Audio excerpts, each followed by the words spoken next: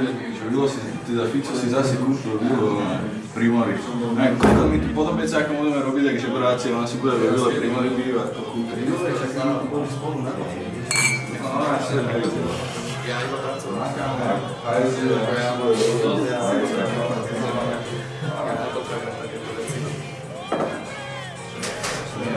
Počuj, Juro, ešte stále ťa to baví? Čo? No toto.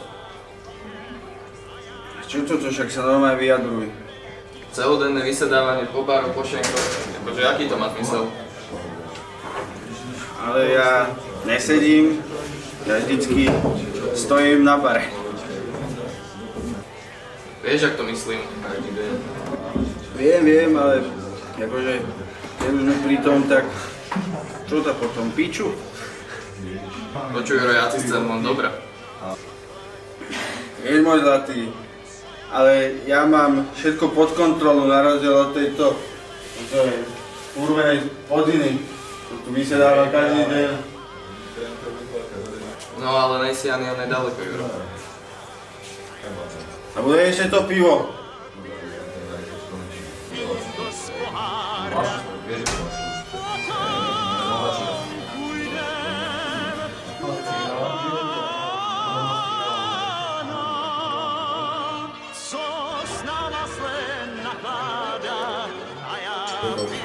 Môže byť tu žiaľ, Ale to mám naučiť, to nevieš. To je zase len srač. Áno, on išiel za robou. Ale tak nevadí, to je zadarmo, to je moje. Čo mám? Vieš ďaleko tam? Dobre, že na konci. Ja som tam, pôjdeš domov. Čo si mi tu dal do piče? Čo to je za sračku?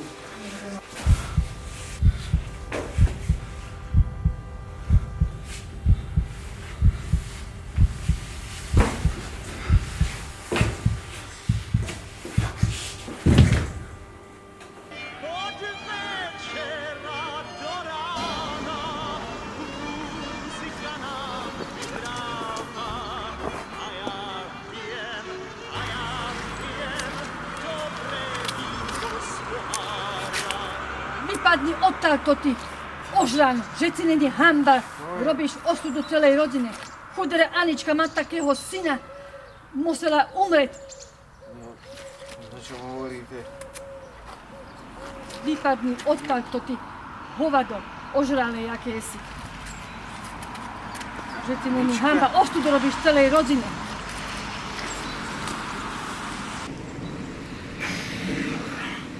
Dajte pokoj, stará marha.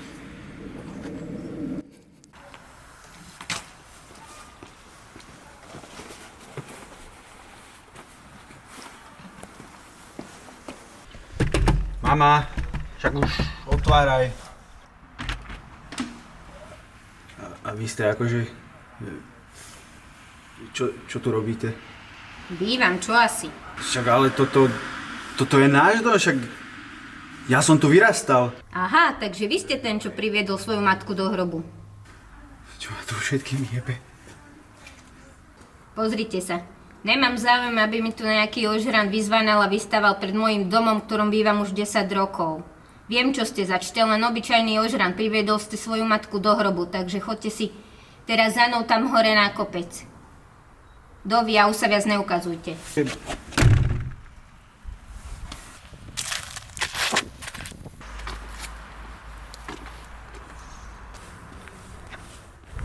Ale pozrime sa, koho nám tu sme donesli, našeho anielika. Ty si akože kto? Ty si fakt vtipný. Poď sem. Vidíš to? Nie. Sem poď. Čakaj, ale čo robíš? Ale čo si najebalo ozaj, alebo čo robíš? Kde mám ty penáze? A jaké penáze, čo to meleš? Ja neviem ani kto si, ja ťa nepoznám. Kde mám ty penáze, to pýtam. Ale jaké penáze?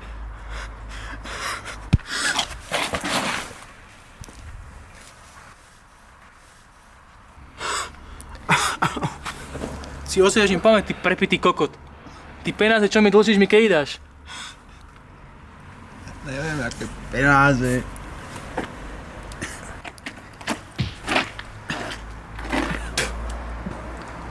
Zbytočný plýtvač vzduchu.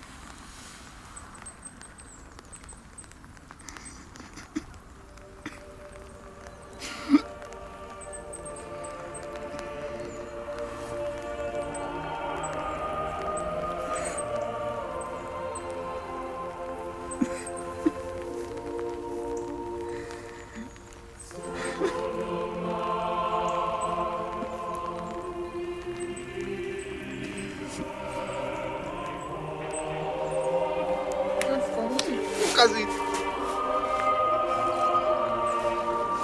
Prostý chuj.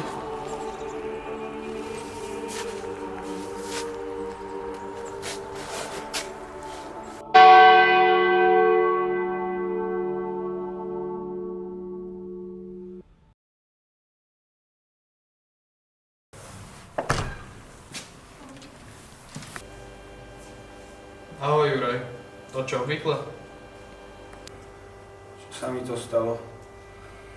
To na čo som ťa upozorňoval, to sa ti stalo. Pobudil som sa a všetko bolo úplne iné. Čo si teda dám? Nič. Svoj život. Starý život. Ale takéto nenalievame. Ale nalievame tu toto. Daj tú sračku preč. Zničilo mi to život.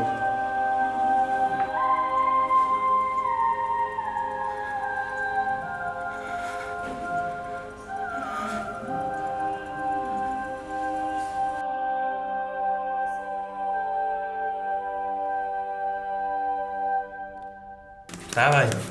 Čo dobre, vykytaj sama. Boha. Čo je?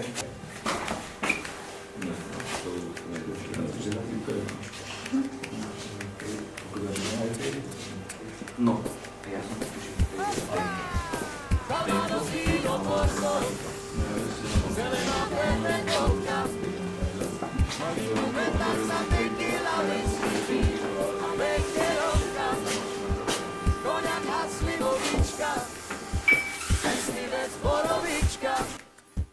Martini, Cinzano, šampáňo, punč a grom. Ženy jsou plemeno zrádné, nemají konání žádné. Arrivederci, už ma tu neuvidíš. Nikdy. Radši si dáváš a 10 tudláků píva. po něm se tak dobře zpívá. Duma a dvojnou vodku, nashledanou na záchodku. Calvados, víno, porto, zelená Fernet vodka, Malibu, metaxa, tequila, whisky, gin a becherovka, koňak a slivovička, Nemá za čo. borovička, Martini, cinzano, šampáňo, punč a grog a pivo a rum. Peníze nemají význam, raději Ferneta lízám.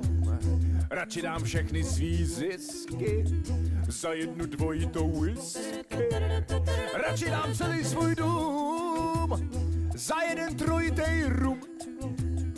Pak prodám použitý zátky, koupím si slivku na splátky.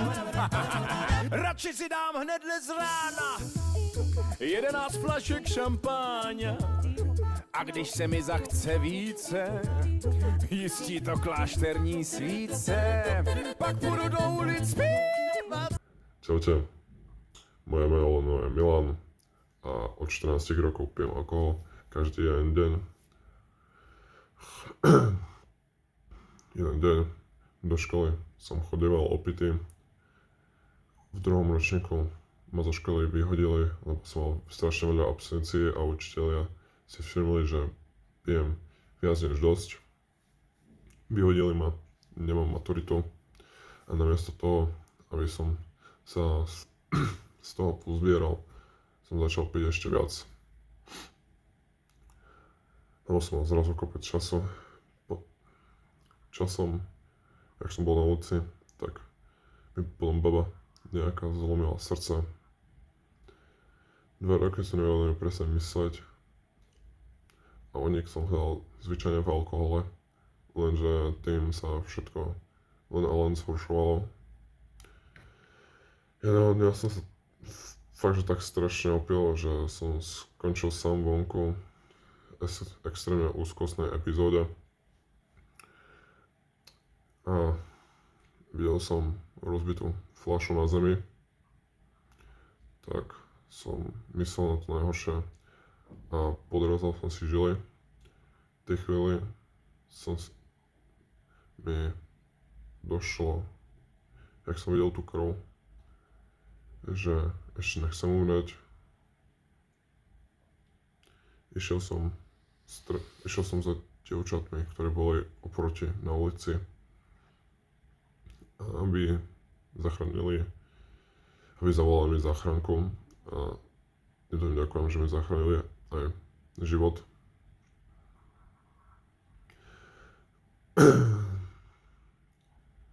Jak prišla záchranka, zobrala ma do nemocnice, po ktorej ma potom prepustili a zobrali ma na psychiatriu. Bol som tam mesiac hlavne kvôli depresívnym sklonom. Nakoniec som si vypýtal ako žiadosť na prepustenie, aby ma prepustili už čím skôr a odišiel som. Bol som aj na liečení, pričom som prestal piť. Vydržalo mi to 3 mesiace, ale po tých 3 mesiacoch ma kamaráti prehovorujú, že poď, a jedno pivo nikomu neoblížilo. Tak som si dal začal to iba tým jedným pivom a nakoniec to skončilo zas každodenným opíjaním. Mama to už podľa mňa začala nezvládať, že ma nechce vidieť takto ako trosku, tak ma vyhodila z bytu. Vôbec je to neberiem za zle, aj ju veľmi celkom chápem, prečo takto spravila. Viem, že som ju veľmi, ale že veľmi sklamal. Teraz bývam u babky a jej ďakujem, že ma zobrala k nej bývať. Teraz sa snažím zase prestávať piť. Už som bez alkoholu 2 mesiace a našiel som si prácu.